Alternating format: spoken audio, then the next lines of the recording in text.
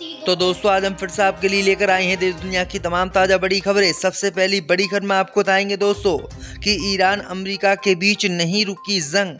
Iran ने Israel और America को कब्रिस्तान बनाने का ऐलान किया। बोले हमारे ऊपर एक भी हमला हुआ तो यहूदियों की नहीं खैर।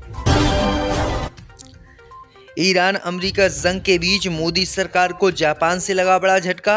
जापान ने 20 साल बाद भारत के आम लेने से किया इनकार। बोले आपके आमों में हैं कीड़े मकोड़े।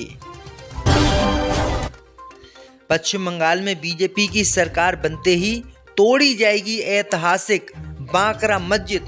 सीएम शुभेंदु अधिकारी ने किया ऐलान। 136 साल पुरानी है बांकरा मस्जिद।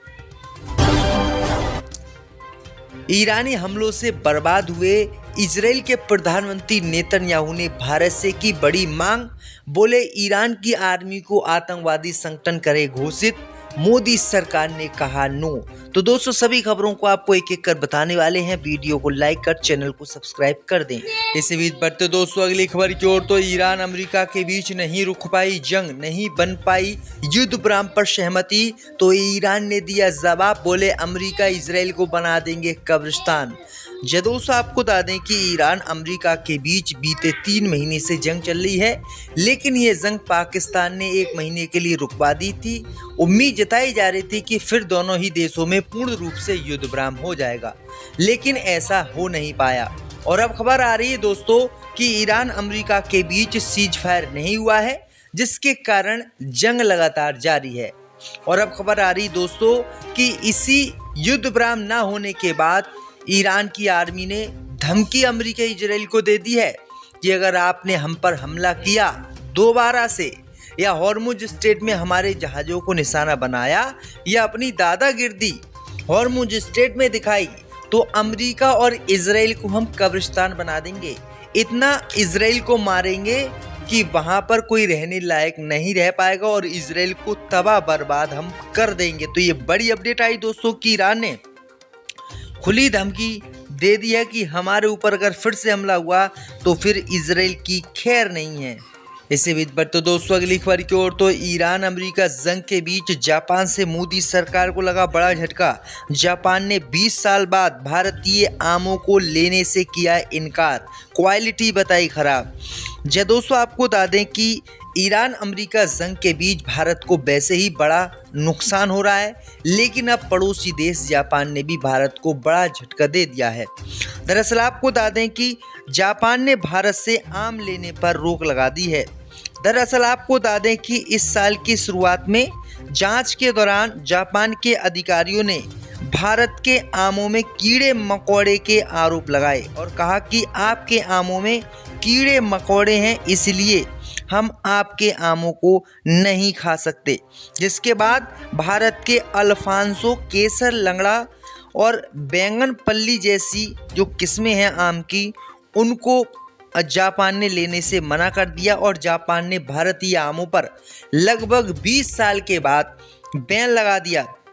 भाई आपको बता दें कि इन भारतीय आमों की जापान में बहुत ज़्यादा डिमांड थी, लेकिन आपको बता दें दोस्तों कि 2 दशक के बाद पहली बार जापान ने भारत के आमों पर बैन लगाया है और भारत के आम खरीदने से साफ मना कर दिया है, जो भारत के लिए करोड़ों रुपए के नुकसान और सबसे बड़े झटके के रूप में देखा जा रहा है।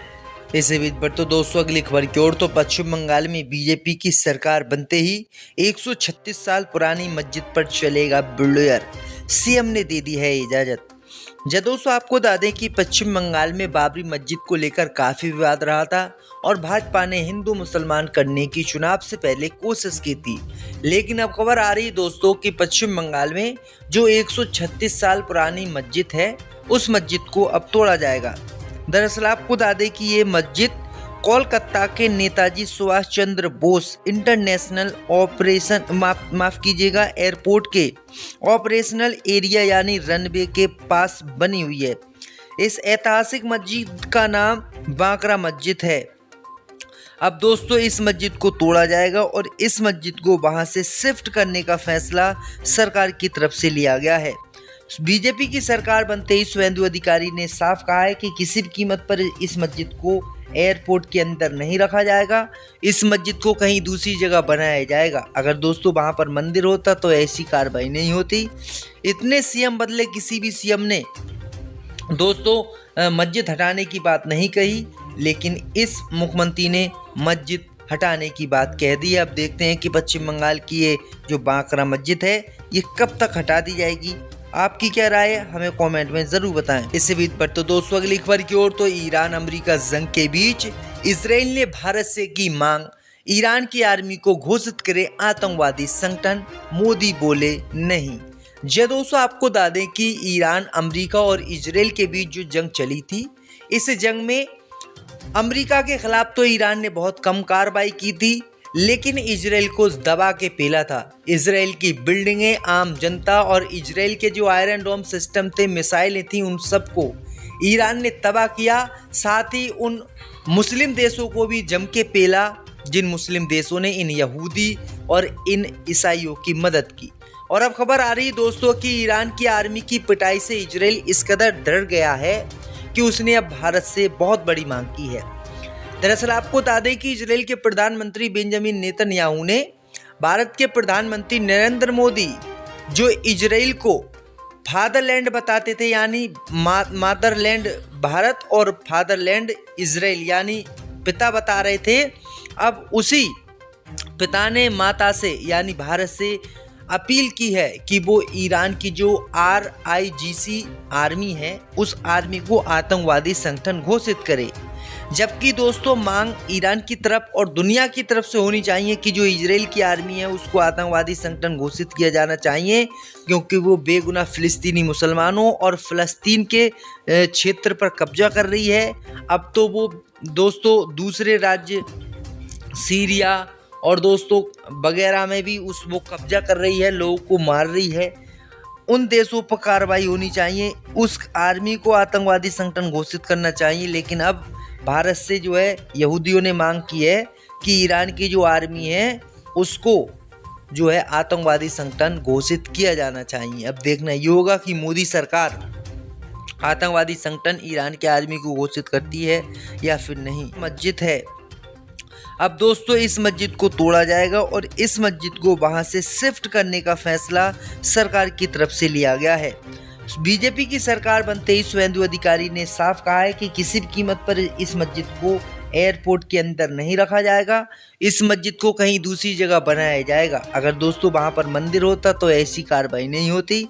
इतने सीएम बदले, किसी भी सीएम ने दोस्तों मस्जिद हटाने की बात नहीं कही, लेकिन इस मुख्यमंत्री ने मस्जिद हटाने की बात कह दी है। अब देखते हैं कि पश्चिम बंगाल की ये जो बांकरा मस्जिद है ये कब तक हटा दी जाएगी। आपकी क्या राय है, हमें कमेंट में जरूर बताएं। इससे भी पर तो दोस्तों अगली खबर की ओर, तो ईरान अमेरिका जंग के बीच इजराइल ने भारत से की मांग, ईरान की आर्मी को घोषित करे आतंकवादी संगठन, मोदी बोले नहीं। जी दोस्तों, आपको बता दें कि ईरान, अमेरिका और इजराइल के बीच जो जंग चली थी, इस जंग में अमेरिका के खिलाफ तो ईरान ने बहुत कम कार्रवाई की थी, लेकिन इजराइल को दबा के पेला था। इजराइल की बिल्डिंगें, आम जनता और इजराइल के जो आयरन डोम सिस्टम थे, मिसाइलें थी, उन सबको ईरान ने तबाह किया। साथ ही उन मुस्लिम देशों को भी जम के पेला, जिन मुस्लिम देशों ने इन यहूदी और इन ईसाइयों की मदद की। और अब खबर आ रही है दोस्तों कि ईरान की आर्मी की पिटाई से इजराइल इस कदर डर गया है कि उसने अब भारत से बहुत बड़ी मांग की है।